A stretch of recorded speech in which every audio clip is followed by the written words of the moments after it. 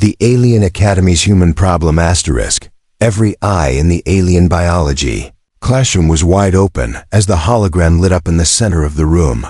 It showed the figure of a human male, tall, bare-chested, and unfamiliar to the young Zenthari students.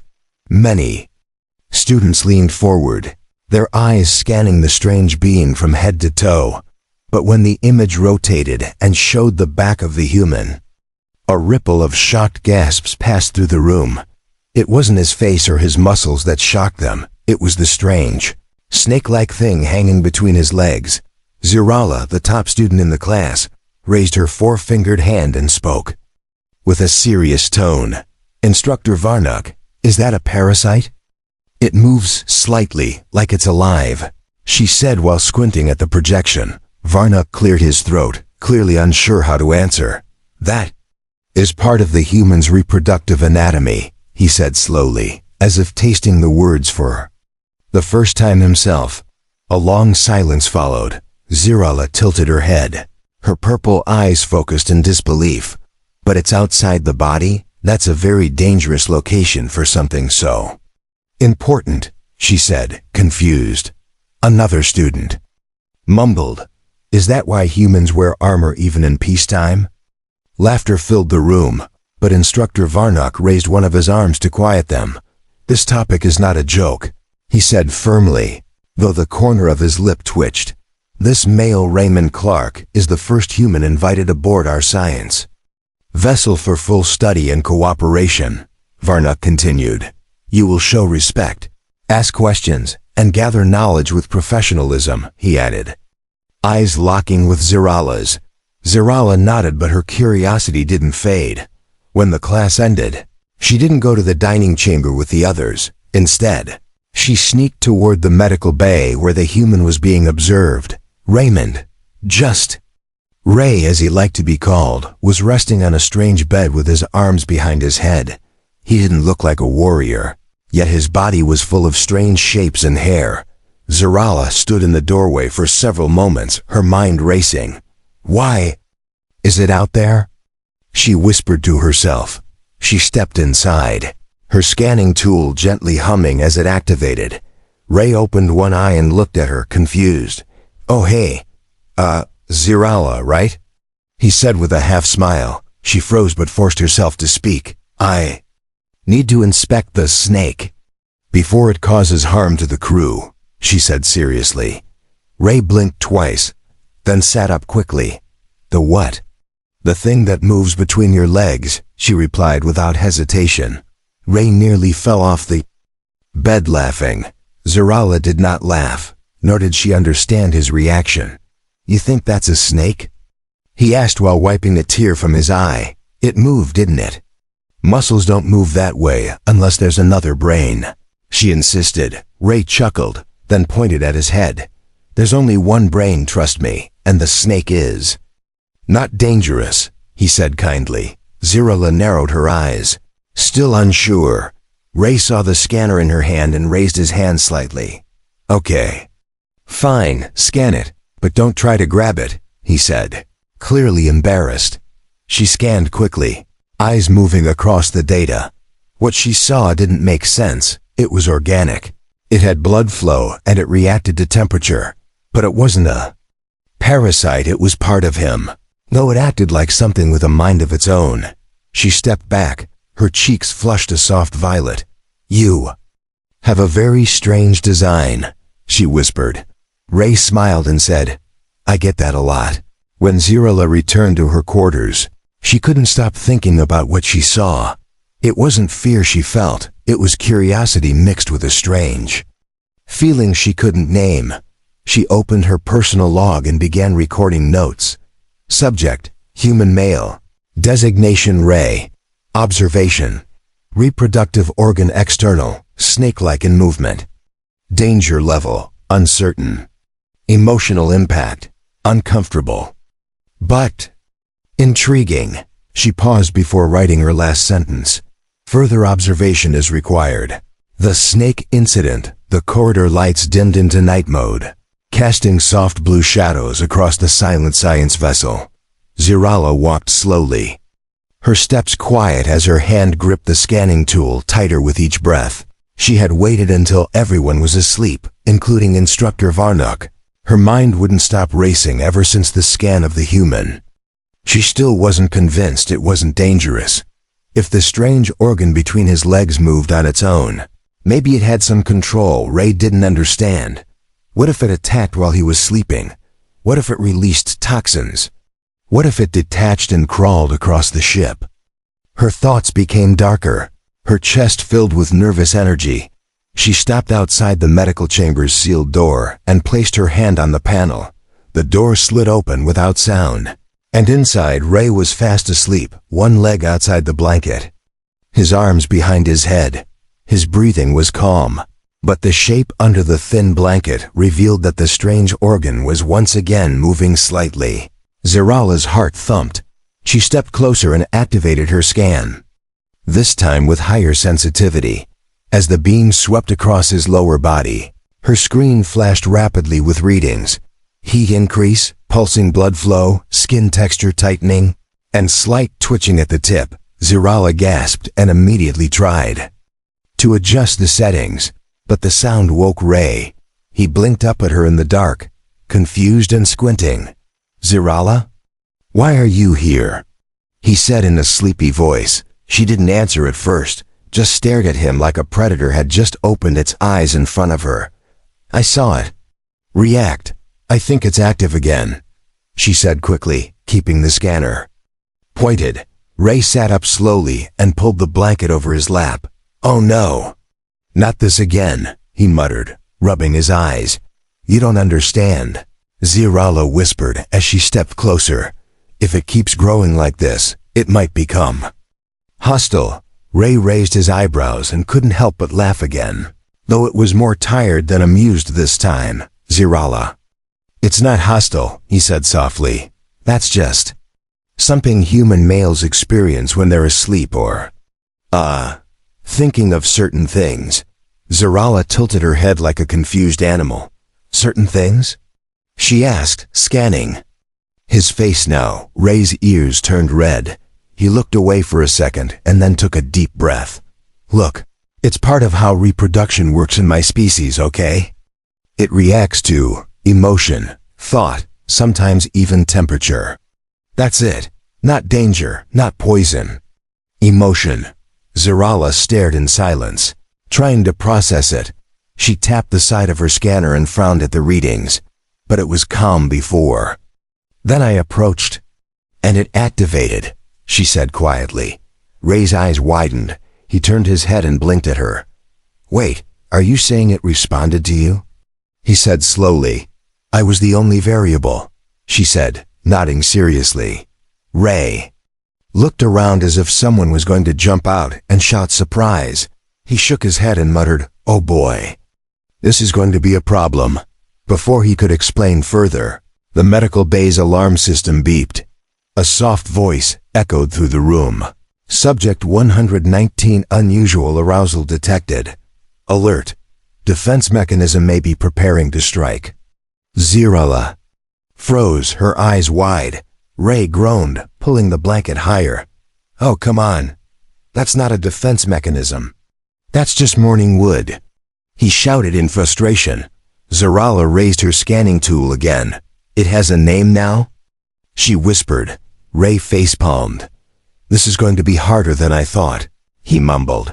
At that moment, Instructor Varnock stormed into the room with 3 other staff, their hands full of stun rods and containment nets. "What's going on here? Is the human about to hatch a predator from his body?" Varnock shouted.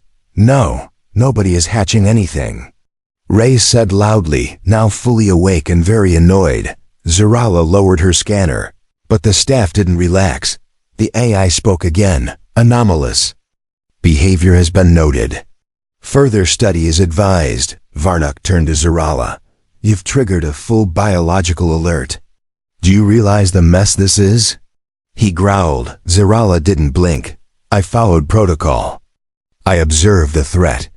I investigated without harming the subject," she replied calmly. Ray sighed and laid back down. "This is going to be the weirdest mission in human history," he muttered. From that night onward, the ship's AI added a warning. Label to Ray's file.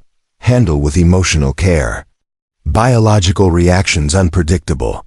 May respond to alien proximity. And Zirala? She couldn't stop thinking about the fact that it responded only to her. Anatomy lessons and embarrassment. Asterisk, 36 alien scientists packed into the viewing deck. Eyes glued to a large holographic display labeled External Reproductive Study, Human Male. Ray stood behind a privacy screen, head in his hands, wishing he were anywhere else in the galaxy. A pair of glowing eyes peeked through the edge of the screen. It was Zirala. Watching him again, she had requested to be part of the study as a field observer, and now she was front row at his worst nightmare. He adjusted the ship-issued tunic uncomfortably and groaned. They're seriously going to show it again? He muttered. The ship's AI responded in its smooth voice. Affirmative. Full anatomical mapping will begin shortly. Embarrassment protocols have been temporarily disabled. Of course they have, Ray said under his breath. On the other side of the screen, the hologram lit up with a full-scale image of Ray's unclothed form, slowly rotating. Dozens of alien scholars took notes, gasped, and debated loudly. There's no protective casing, no retractable sheath. Look at its position. If he fell, it would absorb the impact. It's longer than a Torgax infant. Ray peeked around the edge of the curtain and snapped, I can hear you, you know. None of them stopped. In fact, several stepped closer, pointing at parts of the hologram with long silver pens. It's not a parasite. One elderly scientist declared, it is the reproductive organ itself. External, soft in idle mode, but capable of rapid expansion. It grows? Another alien cried. Nearly dropping her notes, Zirala stood in silence while the others lost their minds over human anatomy. She had seen the reaction up close and still. She couldn't explain why her presence triggered it. Instructor Varnak stood at the front, arms crossed, trying to keep control of the debate. This is not a joke, he said, but even he sounded shaken. This is evolution's madness. A vulnerable species survived long enough to play such a vital function. Outside the body, one young intern raised her hand nervously. Sir, should we be afraid of it? Ray burst out laughing behind the curtain. You make it sound like it's going to chase you down the hallway, he said with a snort. Varnak didn't laugh.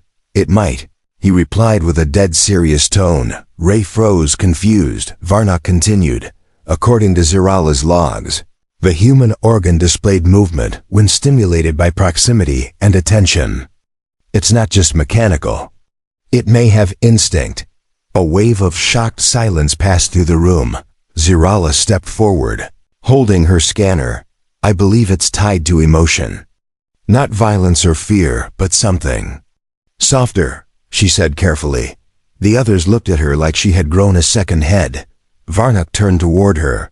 Explain, he ordered. Zirala hesitated, then nodded. When I approached him, the reaction happened. Not when he was in danger, not during sleep alone, but when I looked at him closely. Several scholars looked horrified. You mean attraction? Someone whispered. Zirala nodded, her face warm. Ray blinked behind the screen. Wait, this whole ship just found out I'm attracted to Zirala? He said in disbelief. The aliens gasped. He admitted it. That explains the growth response. It's an emotional antenna. Zirala stared at the floor, ears twitching, unsure what to feel. Ray peeked again and caught her eye. I'm really sorry, he whispered. I didn't mean to start a biology crisis. She met his gaze and replied quietly, I'm not sorry. That shut him up completely. Moments later, the ship's AI dinged again. New designation approved. Human external mating signal, HEMS. Subject Ray, now classified as emotionally volatile species class 2. Ray groaned and sat down behind the curtain. Great. I'm not even a man anymore. I'm a mating signal, he muttered. The Council of Scientists began rewriting entire chapters. of their xenobiology curriculum. Zerala walked out of the chamber without another word. Her mind spinning, not because of the science, but because of the look in Ray's eyes when he smiled at her. Asterisk cultural shock. Asterisk it started with a chair, a standard Zenthari seat, designed for flat torsos and slender frames, made of stiff crystal fiber. Ray sat on it once. Then he howled and nearly flipped backward when the edge pinched him where no man should ever be pinched. From that moment on, the entire ship design was questioned. The engineers held emergency meetings. Why would an organ be placed between the legs if sitting is essential to survival?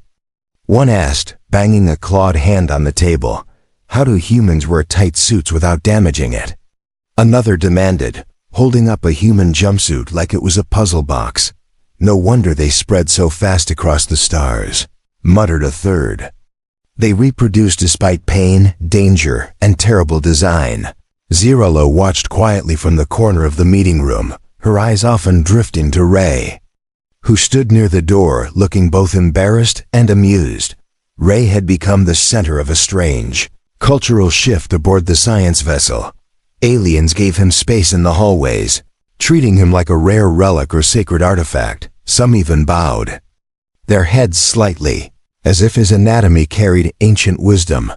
He'd once tried to join a group for lunch in the common pod, only to have the entire room clear out within seconds. Zerala approached him after and said gently, they think proximity might cause involuntary activation. Ray rubbed his forehead. I'm not a bomb, he said with a sigh. The next day, all food trays for Ray were delivered to his quarters, along with a note that read, to preserve crew focus and prevent unexpected emotional triggering, please dine in isolation. Zerala found it funny but also sad. She didn't want Ray to be treated like a danger. She wanted him to be understood. That night, she requested a private session with him for emotional and anatomical observation, which the AI approved without question. Ray opened the door when she arrived, wearing loose clothes and a tired smile. Don't worry, he said, lifting his hands. I'm not going to activate anything unless you start whispering sweet nothings. Zerala tilted her head. What are sweet nothings?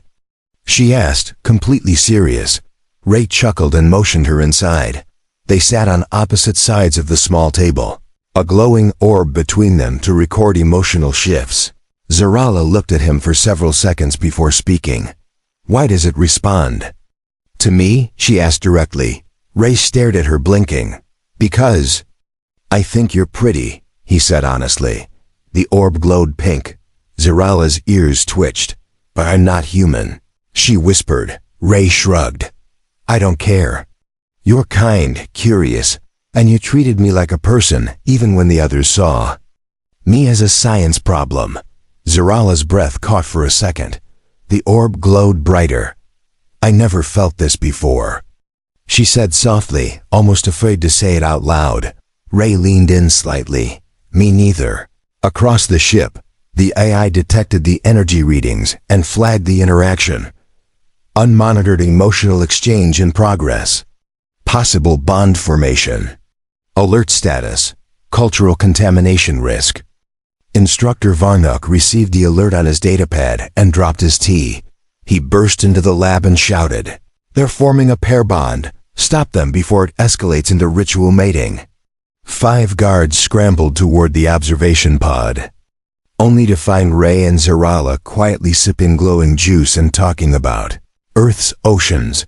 Nothing scandalous was happening, but the orb between them continued to glow warmly. The crew didn't understand it. Zerala didn't fully understand it either, but something had changed, not just in how they saw the human, but in how she saw herself. For the first time, she didn't feel like a student studying a creature. She felt like someone standing at the edge of something much deeper, something emotional, beautiful, and terrifying all at once. And in that moment, surrounded by a society too shocked to understand them, Ray and Zerala just smiled across the table. Dangerous misinterpretations. Asterisk, the masked intruder didn't knock. He stepped into the shadows of the ship's observation wing, bypassed the security field, and stared through the transparent wall at the human sleeping inside. His 4 green eyes narrowed at the faint outline of Ray's body under the blanket. Next to Ray's bed was a glowing containment file labeled HEMS, Human External Mating. Signal unstable but valuable. The intruder hissed softly and tapped his communicator. Found it. The relic is real, he whispered to his handler. Zirala woke to alarms the next morning. Not ship-wide alarms, just a localized motion alert outside Ray's door. She rushed down the hallway, her heart racing faster than her thoughts. When she reached the chamber, 2 guards stood there, confused and unprepared. The door was open. Ray was missing. And there were strange green footprints on the floor. Zirala didn't wait for orders. She followed the prints through the engineering decks, past the coolant vents, and into the lower tunnels of the ship. There, in the flickering blue glow of engine coolant, she found Ray tied up, gagged, and surrounded by 3 members of the Yarth mercenary clan. The Yarth were known for smuggling, black market breeding experiments, and illegal trade of rare biological specimens. One of them pointed to Ray's lower body and said, "That thing carries energy. Reproductive energy not seen in our species for 1,000 years." Zirala stepped forward, fists clenched. "Let him go. He's not a relic." "He's not for sale," she said coldly. The Yarth leader snarled, "You don't understand what he is. That snake is the last of its kind. With it, we can revive our dying females." Ray grunted behind the gag, clearly unhappy to be labeled a snake breeder. Zirala moved faster than any of them expected. She fired her stun stick into the leader's chest, kicked the second one into the vent wall, and jabbed the third in the throat with her elbow. Ray stared in shock as she freed him with quick movements. "You've been kidnapped because of your anatomy," she explained awkwardly. Ray spat out the gag and groaned. "Why is my life a weird alien soap opera?" He muttered. Back at the medical chamber, Instructor Varnock arrived just in time to witness Zirala tending to Ray's bruises. "You broke 6 protocols," he barked. "You entered an unauthorized zone, you assaulted diplomatic guests, and you continue forming attachments with the human." Zirala didn't flinch. "I protected someone who trusted me. If that breaks your laws, maybe your laws are broken." Ray looked up at her, eyes wide. Even the AI paused before speaking. New tag added to subject Ray's file. Emotionally defended by non-human bondmate. Classification: Shared Loyalty Unit. Varnock's eyes twitched. He knew what that term meant. It meant she had chosen him, not as a study subject, not as an experiment, but as a partner. The news spread through the ship like fire in dry fields. Aliens whispered in hallways. Screens flashed with updates, and speculation ran wild. Did she touch it? Do they cuddle? Is it true he can trigger emotional resonance with just a glance? Zirala ignored the noise, so did Ray.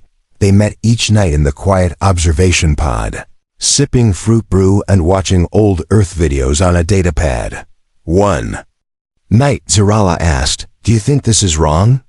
Ray looked at her, his eyes soft. "Not if it feels right," he said. Zirala nodded and leaned her head on his shoulder. The AI quietly dimmed the lights without saying a word. Somewhere deep in the ship's archives, the phrase was recorded. Dangerous misinterpretation. Humans are not monsters, just misunderstood. Asterisk, the Forbidden Anatomy exhibition. Asterisk. The invitation was written in 3 languages and sealed with a glowing stamp marked, "Highly Sensitive Interspecies Education Council." Ray read it once, then twice, then slowly dropped it onto the table, like it was on fire. "Let me get this straight," he said out loud. "They want me to stand in front of hundreds of aliens and explain my anatomy." Zirala nodded, looking apologetic but firm. "They say it's necessary. Too many species are spreading false information. One diplomat called you a serpent-born breeding god in his last speech. Ray leaned back and covered his face. I was just trying to sleep, he mumbled. Now I'm a myth. Zirala placed a hand on his arm. You don't have to do it. But if you do, I'll stand with you. Ray looked up at her, heart pounding like a drum. You'd face all of them for me? He asked. I already have, she said, her voice soft but steady. The next day, the largest lecture dome aboard the Xanthari vessel was filled with delegates, scientists, and curious observers from over a dozen alien races. Holographic recorders hovered in the air like floating eyes. A gentle voice echoed over the speakers. Welcome to the first open forum on human male anatomy, misconceptions, mechanics, and meaning. Ray stood behind a shimmering privacy field. Clothed but clearly uncomfortable, Zirala stood beside him, dressed in her academy robes, holding a datapad with prepared notes. But as the moderator introduced them, she leaned over and whispered, "Forget the notes. Just speak from your heart." Ray gave a nervous chuckle. Funny choice of words, given the topic. When the privacy field dropped, the crowd leaned forward as one. Ray raised his hand. "Hi, my name's Ray, and yes, I know you all came to see the snake." A wave of awkward laughter rippled through the crowd. Zirala stepped forward. "What many of you don't understand is that humans have evolved differently. Our reproductive anatomy is external, yes, but it is not a weapon, not a parasite, not a tool," Ray continued. "It's also not a sign of dominance, or power, or danger. It's just part of us, like a hand, or a smile." A Xanthari elder raised a limb. "But why does it move?" he asked cautiously. Zirala answered without hesitation. "Because it responds to emotion, to trust, to attraction, sometimes even to dreams. It is not violent, it is vulnerable." Another delegate asked, "Is it true it reacts only to her?" Pointing at Zirala, Ray looked over at her and smiled. "Yes, it seems to have preferences." A soft gasp traveled through the room. Ray felt his voice grow stronger. "We live in a galaxy where species can breathe acid, bend light, or regrow their limbs. But somehow this thing scares you more than any of that." He pointed down, then shrugged. "It's not cursed. It's not magic. It's human, and yeah, sometimes it's embarrassing." Zirala stepped closer. "But maybe that's the lesson. Maybe what makes us different isn't something to fear, but something to understand." The room was quiet. Then someone stood and clapped, then another, and then the whole dome filled with echoing applause and shifting colors from different species, showing approval. Afterward, Ray sat backstage with his head in his hands.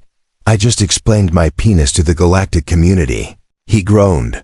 Zirala sat beside him and rested her head on his shoulder.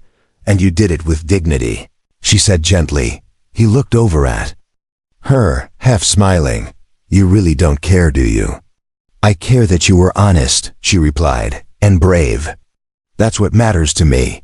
The ship's AI logged the event as first official cross-cultural declassification of human reproductive design successful. But in the private file, it added one more note. Emotional bond continues to deepen.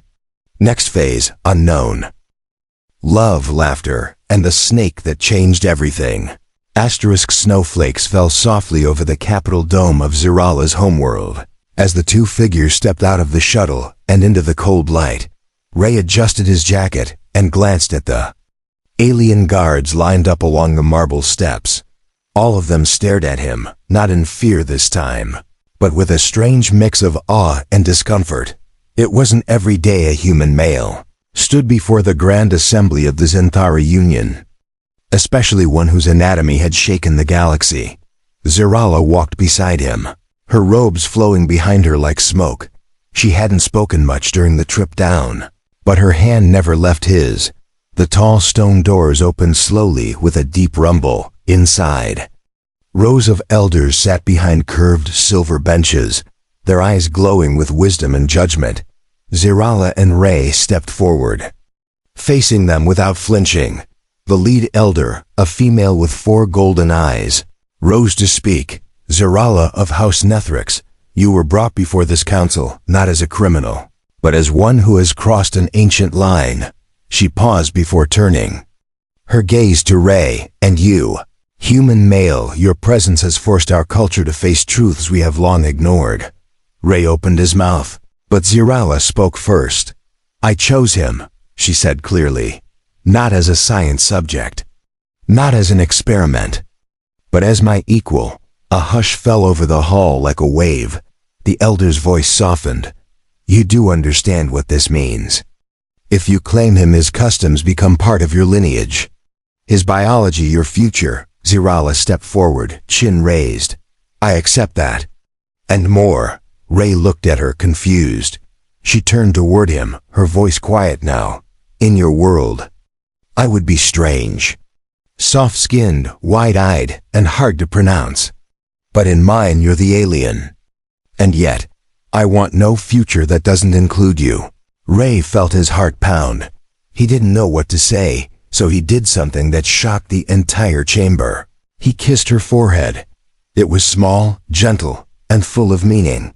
The elders gasped. Some blinked in stunned silence. The moment passed, and the lead elder raised her arm. Then so be it. You are bonded by choice and by truth. From this moment, the laws of separation no longer bind you. A wave of light shimmered over their heads as the council logged the ruling into permanent record. Outside, the news spread across the stars. Zenthari approved first interspecies. Bond with human galactic traditions shift. Ray and Zerala left the chamber in silence, the weight of history pressing around them. But once they were back in their quarters, Ray collapsed into the chair and groaned. I just became the most famous reproductive case study in the galaxy. Zerala laughed, the sound light and musical. She sat on his lap and whispered into his ear. And yet you still blush like a hatchling when I say the word snake. Ray covered his face and muttered, Please don't. She leaned closer. Snake, she whispered again with a teasing grin. Ray pulled her closer and laughed until his sides hurt. They sat like that for a long time, no fear, no shame, just warmth between two completely different beings who had chosen to understand each other. On a distant research station, young alien students watched archived footage of Ray's anatomy lecture and wrote essays with titles like, What? Love taught us about biology and understanding the snake. Lessons in emotional activation. But for Ray and Zerala, none of that mattered anymore. They weren't headlines or case studies. They were just two people in love. In a universe that finally stopped laughing long enough to listen. And deep in the ship's mainframe, the Eye added one final entry to its records. Conclusion. Human anatomy caused cultural confusion, sparked emotional awakening, and unexpectedly led to one of the greatest love stories in recorded history.